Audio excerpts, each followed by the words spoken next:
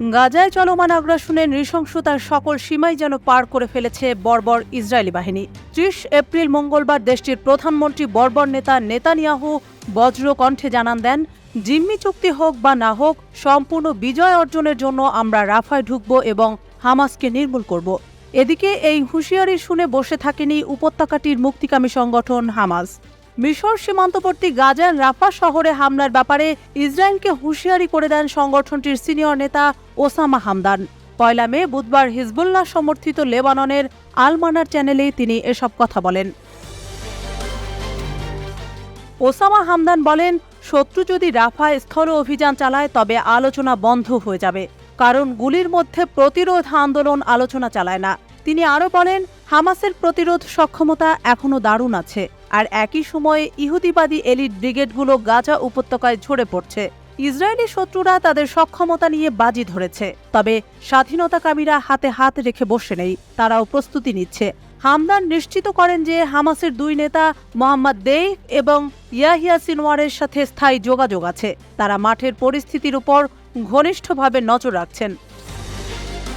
তিনি বলেন, যুদ্ধের ব্যাপারে তাদের নিয়মিত সমন্বিত কার্যক্রম চলছে। এই যুদ্ধের অন্যতম গুরুত্বপূর্ণ ফল হল যে প্রতিরোধ বলয়ের শক্তি ও ক্ষমতা বেড়েছে। ইহুদিবাদী সত্তার বিরুদ্ধে ইরানি প্রতিক্রিয়ার ফলে নতুন সমীকরণের সৃষ্টি হয়েছে।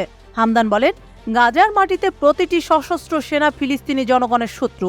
গাজা উপত্যকায় নতুন রাজনৈতিক কর্তৃপক্ষ নির্মাণের প্রকল্পটি প্রতিরোধ আন্দোলন ভণ্ডুল করে দেবে। তিনি একই সঙ্গে চীনা মধ্যস্থতাকে স্বাগত জানিয়েছেন। তিনি বলেন, শত্রু রাফা যুদ্ধে প্রত্যেককে ব্ল্যাকমেইল করার চেষ্টা করছে।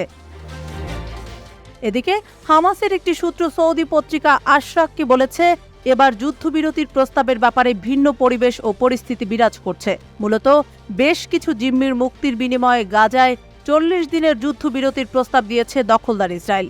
ফিলিস্তিনি মুক্তিকামী গোষ্ঠী হামাস ইসরায়েলের প্রস্তাব পর্যালোচনা করছে। হামাস সদস্যরা কায়রোতে আলোচনার পর ফিরে গেছেন।